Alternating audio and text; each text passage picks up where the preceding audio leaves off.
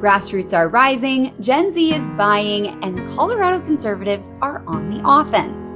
From judicial shakeups to fake Trump-Russia scandals, I'm Heidi Ganahl, and this is your Mountain Minute for July 22nd. Let's start with the momentum here at home. On her newest episode of Unleashed, Heidi Ganahl breaks down how conservatives in Colorado are finally gaining ground. They're winning school board seats, exposing corruption, and organizing like never before. But the left is not letting go quietly. They're launching ballot measures to gut TABOR and pushing vague legislation that threatens conservative media.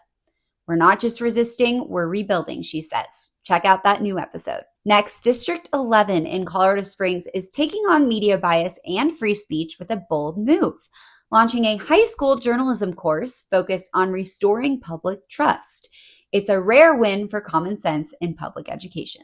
Meanwhile, fewer Colorado Supreme Court rulings are being issued, but somehow they're stirring more controversy than ever.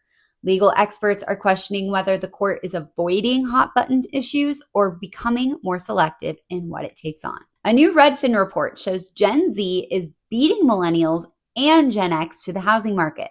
How? Well, lower expectations, smart tech use, and a willingness to relocate for freedom and affordability. Nationally, the walls are closing in on the Russia collusion hoax. A new report reveals top Obama officials knowingly pushed a fabricated Trump-Russia narrative to cripple his presidency. Not just lies, but premeditated political sabotage. Senator Rand Paul has introduced a bill to audit the Federal Reserve after backlash over a $2.5 billion renovation. He says the American people deserve transparency, especially after years of inflation and economic overreach. Victor Davis Hanson says the world is finally waking up. From energy to crime to gender politics, voters everywhere are rejecting the left's illusions and embracing reality. The great unraveling has begun. Meanwhile, Kurt Schlichter pulls no punches on the Dignity Act, calling it another amnesty scheme disguised as reform. His message, no compromise, no surrender.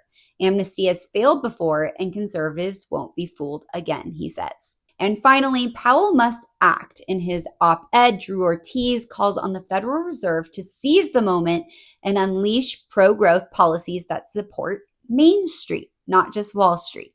With Trump's tax cuts in play, now is the time, he says. For all these stories and more, head to RockyMountainVoice.com. Don't forget to subscribe, share, and stay in the fight, friends. We'll see you tomorrow.